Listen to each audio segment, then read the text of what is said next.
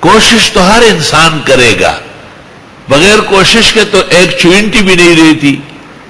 وہ امیر تیمور نے شکست کھائی تھی، دشمن بہت مضبوط تھا، بہت غمگین تھا، اسی سوچ میں بیٹھا ہوا تھا کہ ایک چونٹی کو دیکھا کہ وہ کوئی چیز لے جا رہی تھی، جب آدھے تک لے جا کے گر جاتی تھی۔ کافی دیر اس کو دیکھا تو اس نے اس کو ٹکڑا ٹکڑا کیا، بار بار گئی ہو آئی ہو اس طرح کم کر کے لے، تو اس نے کہا اس چونٹی کے برابر بھی تیری ہمت نہیں ہے، اور ہمت باندھا، اور اس کے بعد جو حملہ کیا اللہ نے اس کو ہمیشہ کے لیے فتح یاب فرمایا۔ ان سعیکم لشتی،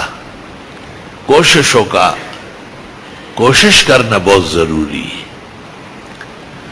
وہ پیر صاحب نے کسی مرید کو تعویذ دی نا کہ انشاءاللہ بیٹا ہوگا، تو حضرت نے ساتھ ہی بھی کہا کہ تسم ہلا جلا کر، تم بھی ذرا اوپر نیچے ہوتے رہو، ایسا نہ ہو کہ تعویذ کے انتظار میں بیٹھ جائے، بلکہ آپ کی جو کوشش ہے وہ بھی جاری رہنا چاہیے۔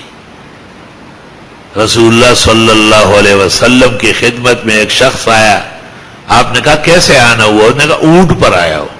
کہا عقلتہ، اس کا گھٹنا باندھا ہے؟ اس نے کہا بل توکلتہ واطلقتہ۔ آپ نے کہا یہ توکل تھوڑا ہی ہے، آپ کے ذمہ جو کام تھا اس کا گھٹنا باندھا، وہ تم نے نہیں کیا ہے، آپ کی جو کوشش تھی وہ نہیں ہوئی، تم کس منہ سے کہتے ہو کہ یہ توکل ہے؟ علماء کہتے ہیں توکل نام ہے ترکب الاسباب و عدم الاعتماد،